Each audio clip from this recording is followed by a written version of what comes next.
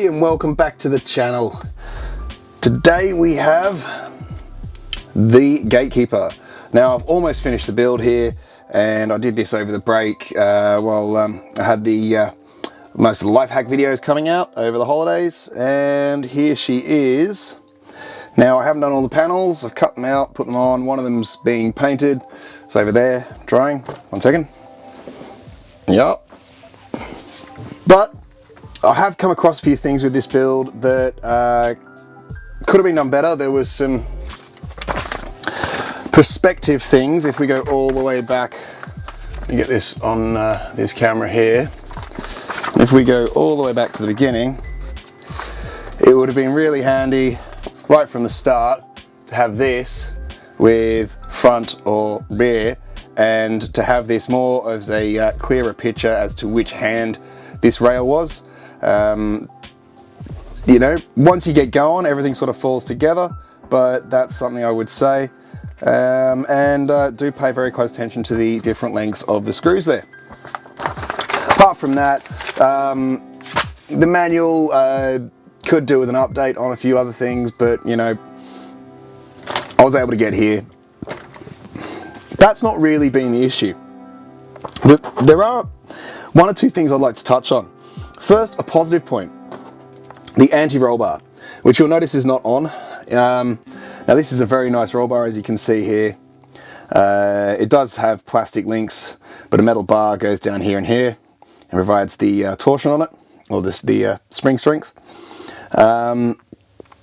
That's nice, but in the instructions it says to add, if you can see that there, a widget. You know, the phrase that it uses there is something like a shim or something.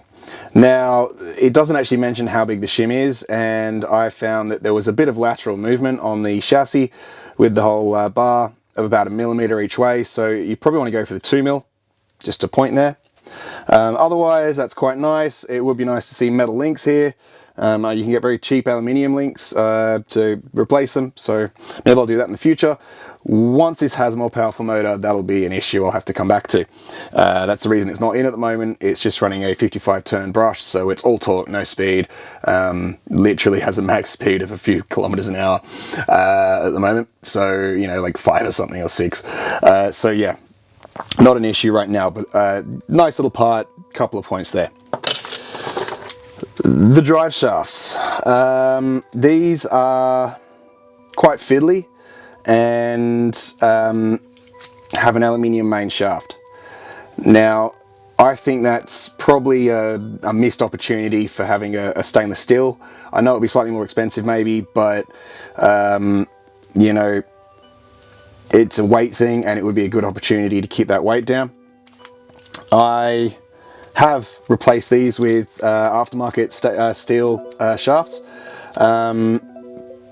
but that was mainly not so much because of the aluminium, it was because this whole assembly is held together by this screw here. Now I'll move the car and I'll show you this. So as you can see, that whole that's that main pin goes in, holds it onto the shaft. Take this out and you see that pin there. Right, goes right through the body of the thing.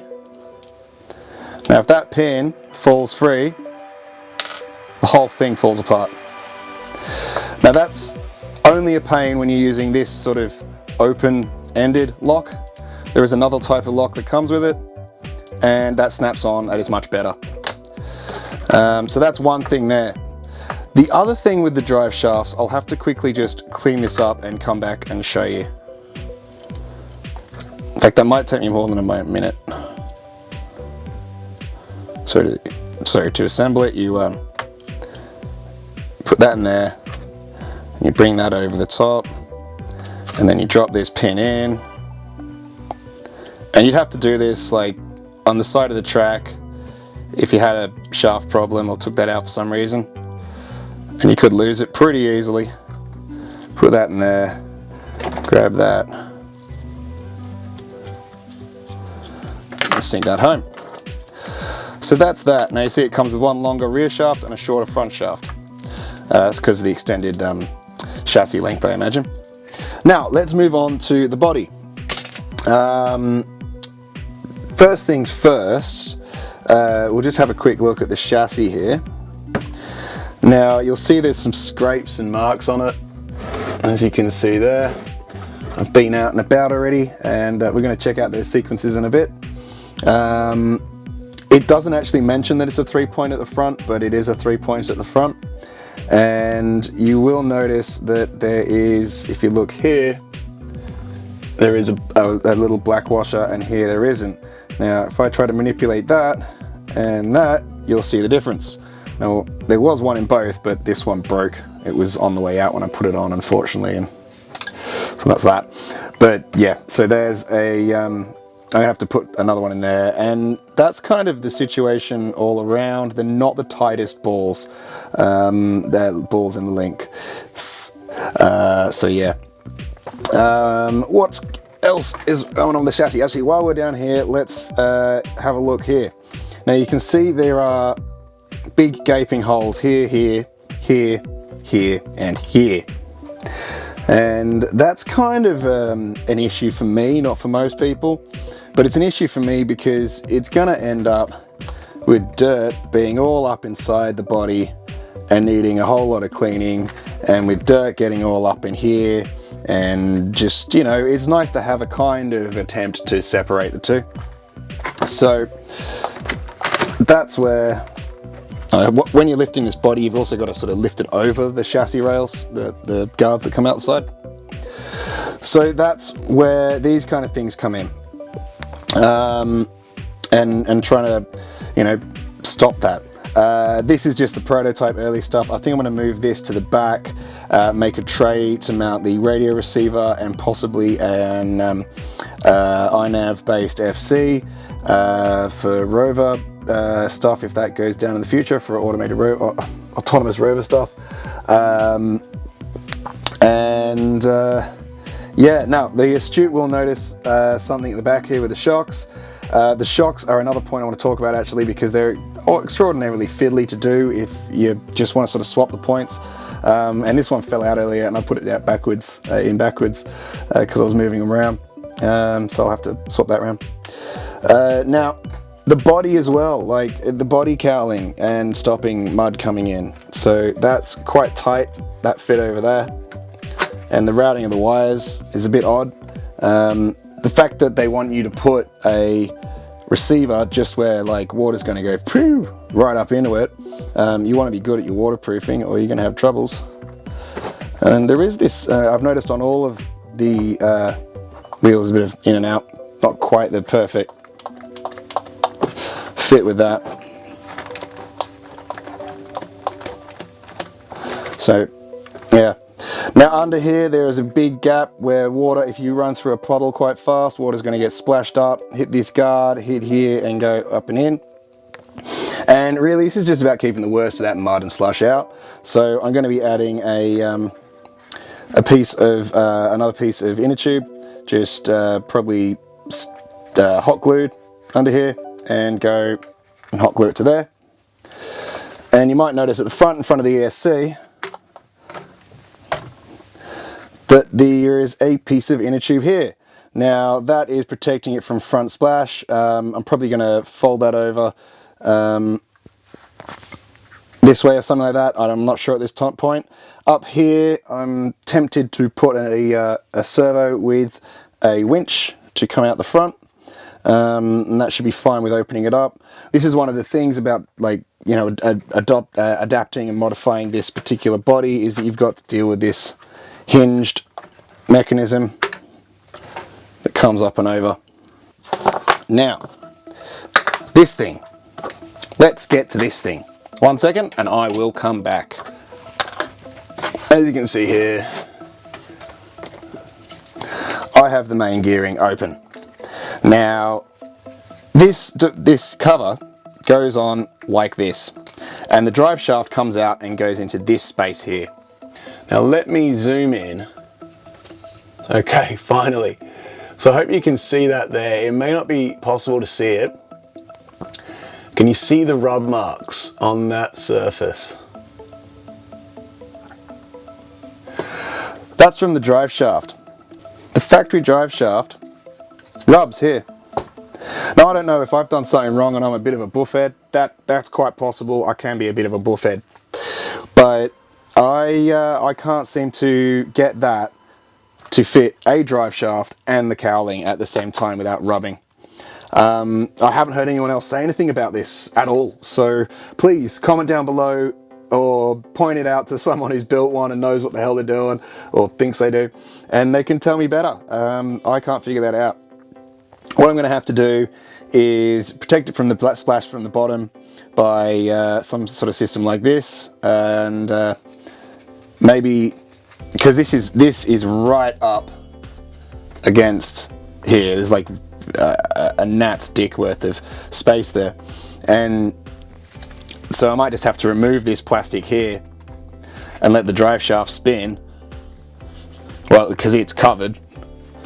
I'll close that. It's just like a work in progress there. You can see the drive shaft is covered from beneath, so yeah. That's a bit of a snafu, and I wanted to cover that before I went any further. It's you know, I don't know if this is me or the model, but I found this to be an issue.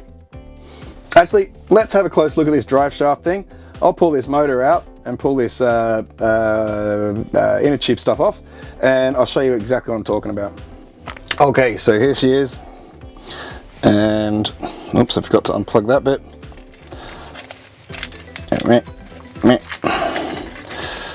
Take the gearbox up, and that's that. So we'll take this and put it to one side for the moment and have a look at this. So there is the, zoom on in. As you can see, there is not much space in there. So put this on.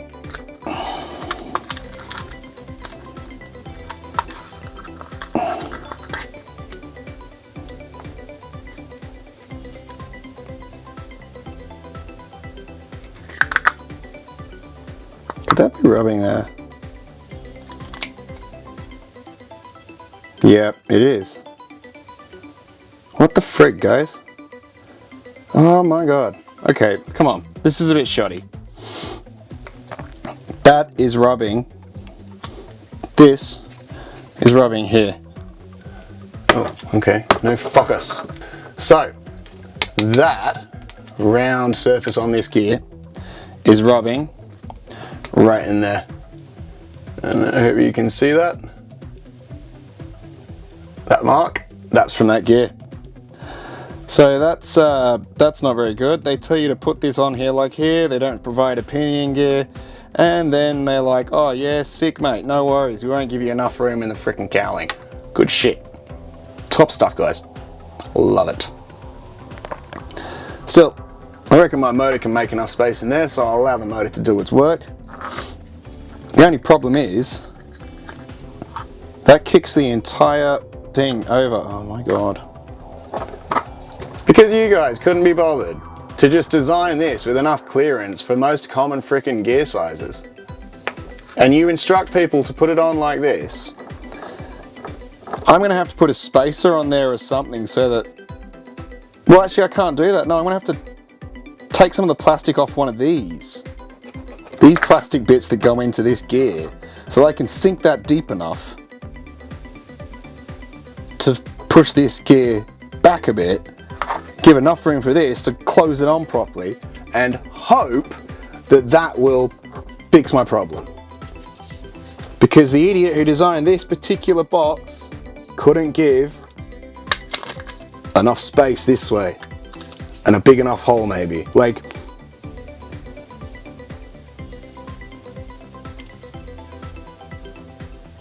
really? On a $500 fucking kit?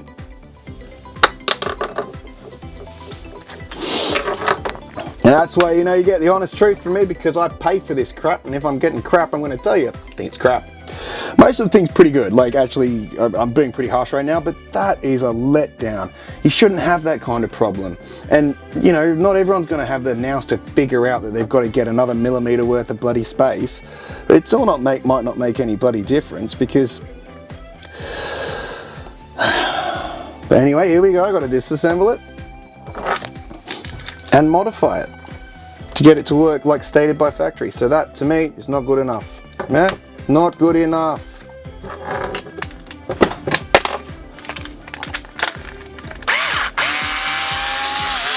I'll show you what I mean. Okay, so let me zoom this out a little bit. Here we are, we've got this. We take that off and you can see that there are two plates that fit in. They're keyed to fit in, and they provide the grip for this whole gear onto the gearbox. So this is probably a really easy, this is probably one of the main failure points. I'd imagine, I don't know, but it doesn't seem great. Now what I want to do is take a couple of millimeters, so that comes on. Let me just get that over there. And you can see that that comes in and sits into that recess. I'll zoom back in for you, sorry. Move this forward. You can see here there is a slight recess around this shaft where the bearing sits, and this is the plastic body, this is the motor plate. And you can see on this there is a correspondingly sized round bit. Now if we take that, slide it into position, push it down as far as we can, there's about a millimeter excess. So I can take off, fingers. So I can take off probably 1/2 millimeter of this, that, shorten it down, put the whole assembly back on closer to this plate, both gears, hopefully get this down tight enough after cleaning up the mess made by the gear in there, because the idiot who bloody designed it didn't allow enough space for common pinion sizes, and that hopefully will fix it. So I'm going to come back through magic editing, tell you if that worked. Alright, so that looks all good in there. Let's try this, fixing this up. Let's get the X-Acto knife on it. Okay, it looks clear. Now we put that on here, like so. What are you doing? Where are you going? Focus in. Having a battle. What are you? What? Hey. It's not happy yet. Full zoom. Come on.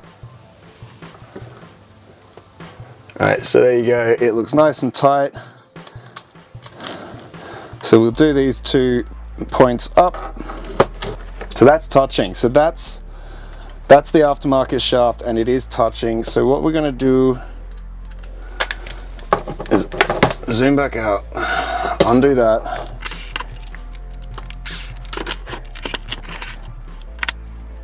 We'll take the official shaft with the snap-on end to make life easy. See, that works fine, it's not too bad, but the other end, ooh.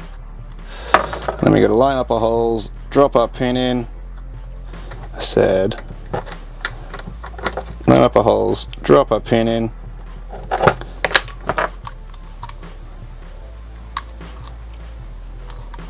And there is no space. Can you see any space in there? I cannot.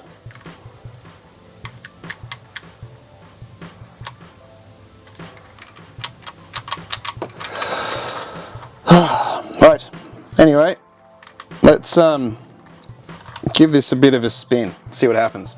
Okay, so we'll turn it on. Alright, there it is. I've got to be quick, my battery's going to die. God damn it, it's always the way. Now we try this turn.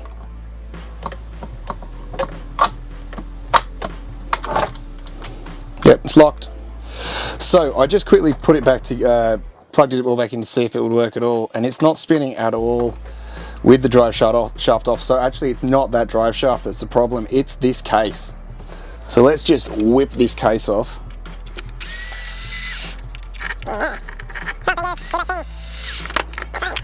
Alright. So yeah, that's got to be rubbing in here still. Seriously. I mean, crying out loud, guys. For the want of a few millimeters of space. Oh. Alright, I'm going to have to figure something out there. Yeah, I'm going to come back with my solution for that and final thoughts, and we'll get to it. Okie dokie, so after much screwing around with the little sanding grit on the Dremel,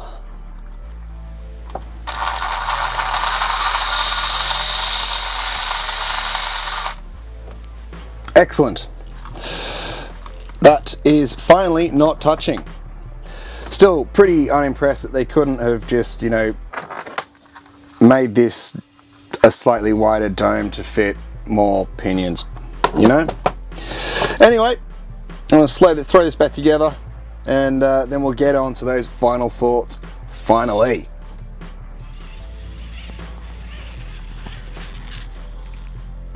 Okay, let's get into those final thoughts. Now, you can tell it's been a little while.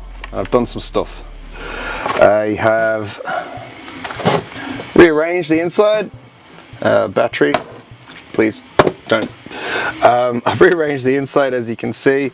I've moved the battery to the back, which we'll get to in a bit, and added the shielding at the front, put the shielding all the way underneath, which I'll show you in a second, and that's pretty well it. A little bit of inner tube covering the motor to stop some splash if possible, and I've painted it. Now, I'm still running the aviation receiver in there, might change that at some point. The bottom, so as you can see there, the front goes through a slit, and the rear, hopefully you can get a good angle on that. There's two pieces, one's folded. Now let's go over some of the things I like about this and some of the things I don't like. I'm going to go firstly stick with the build, and then we'll get into yeah, some other things like the driving and how it handles with some video. Firstly, this is a $500 model, basically, not including electronics. So there are a few things that I wish were metal on this that aren't.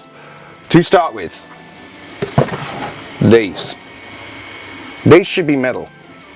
The arms come to this tiny point. Where's a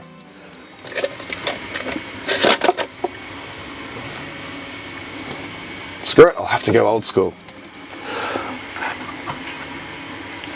So we've got like less than 5 millimeters. We're talking like a 3.5 millimeter arm. So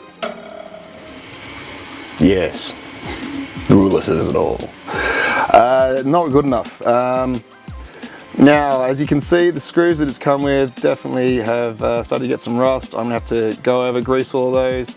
I haven't really done too much greasing, apart from inside the boxes, so I'm going to do some more greasing on it. It's a bit mean of me to run it in the mud, but I have been cleaning it off pretty thoroughly. It's just a little bit of light rust, so it's no big deal. Steel wheels are definitely a must on this vehicle. It's very thin. But yeah, we'll get to that. I have scratched it, rolled over and scratched here. Most of the other rolls seem pretty good. It would be nice to have some bars for the top to stop scratches across the top. And these are quite vulnerable. I guess if you clip them back a little bit more, they wouldn't be, but that's the edge of the thing. So anything else on the build? It is sparse for places to mount anything in it. I'm presuming that I only lost the last few minutes or minute or so. So this brings me to mounting stuff. It's quite bereft for space to mount stuff in here. Your ESC will fit here as long as it's not overly large. Your servo goes there. And that's kind of all they've given you. You're expected to sort of just stick your receiver onto this flat plate, which is kind of a bit lacking. Again, $500. My fungus. Now, the final points I'll sort of get to on the build are the diffs. They're very nice in function. They seem quite hard, but again, plastic casings rubbing on a very low vehicle. You can already see the marks. Yeah, I would really like metal diffs, or even just a couple of runs on the bottom of this to help it slide over things.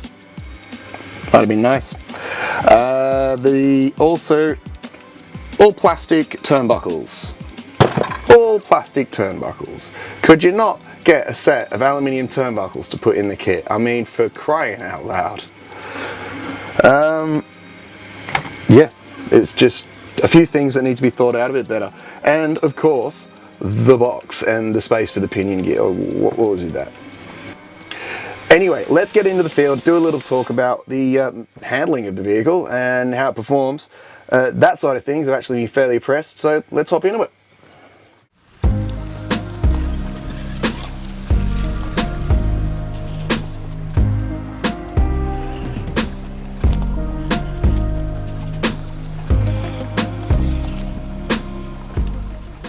So I thought it might be nice if we did this and watch the vehicle go. Anyway, as you can see here, it is quite capable to crawl itself over the rocks. The articulation is very nice. Also, I do have the battery mounted at the front, so the weight in this clip is basically above and behind the front axle there. The wheels I've got on it are nothing special, but they are reasonably good. Could be a little bit squishier, maybe, stickier maybe, but you know, it's all good. Have a lot of fun with them.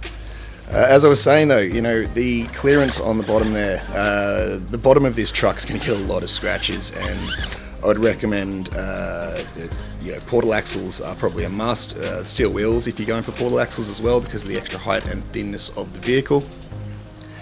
And you would also want to probably get aftermarket rear arms, or maybe armour them up, and the centre plate too, that might be worth a little bit of armour as well. It's going to get a lot of scratches. I think I'm going to be 3D printing some parts to go underneath, which unfortunately, until I get portals, will affect the clearance, but will help weight when I have the portals, I suppose. Now this was my early setup, and I was sort of testing it out and made this sequence. The overdrive's really nice, works really well. Articulation is, you know, the suspension that comes with it, the shocks, they're fantastic.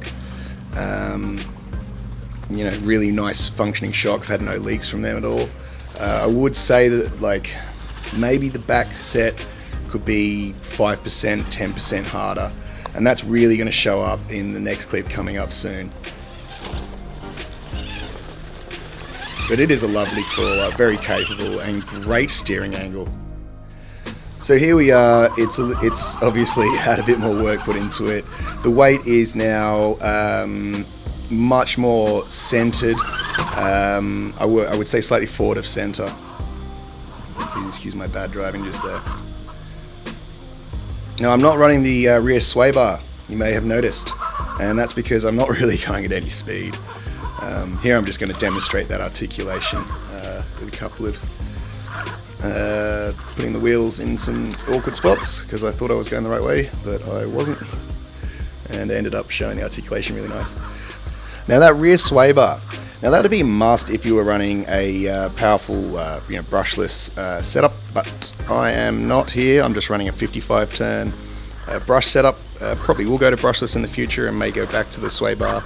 Might do a video about it, but yeah, as it is, I'm using the thing to crawl a lot and conquer tracks, so its performance is enhanced by not having the sway bar, as far as I can see, and it can actually do some really gnarly bits of terrain because of that really nice articulation.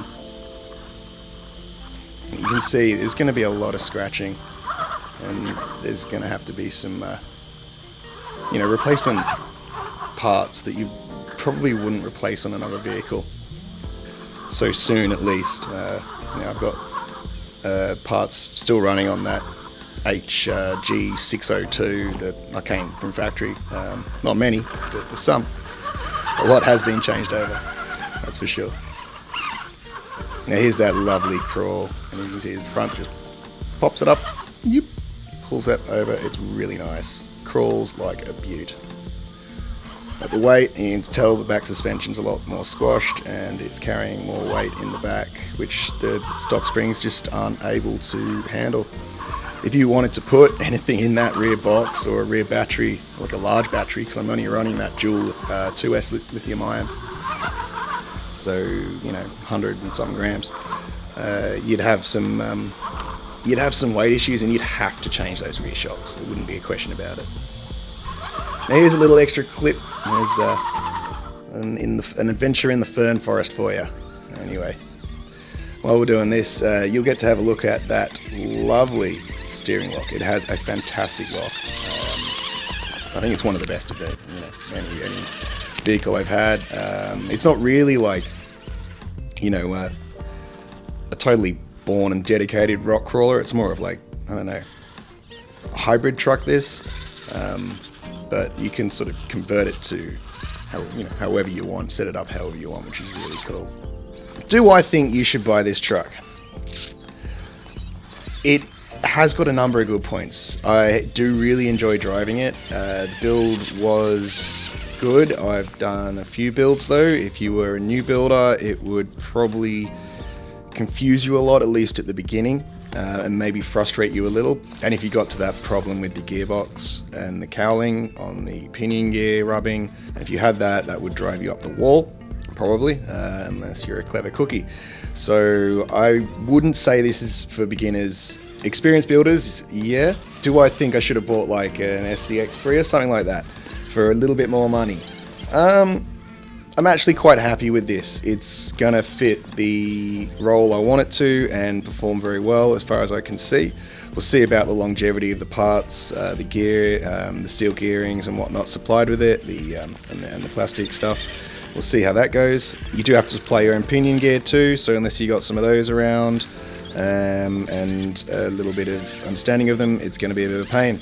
You also do have to supply your own electronics, although to be honest, almost everything that comes with a ready to roll nowadays is complete crap, so it's neither here nor there. It is only $500, and if you're wanting like the SCX3, you're talking probably like anywhere from $750 on special to maybe $1,000 Australian dollars. I'd probably not recommend it. If you're looking for your first truck, you can get something cheaper and do that up and learn a lot before you invest into it. But if you've got a lot of trucks and you love the look of this thing, then yeah, go for it. I reckon it looks bloody mean, and yeah, I have a lot of fun driving it, so there you go. Anyway, that's all from me for now about the ElementRC Gatekeeper. I hope you enjoyed the video. Please like and subscribe if you did, so YouTube puts me out there and people can get some more of this good stuff. Hopefully you like it. It's good stuff. Yeah. Anyway, rock on, be safe, and have fun out there.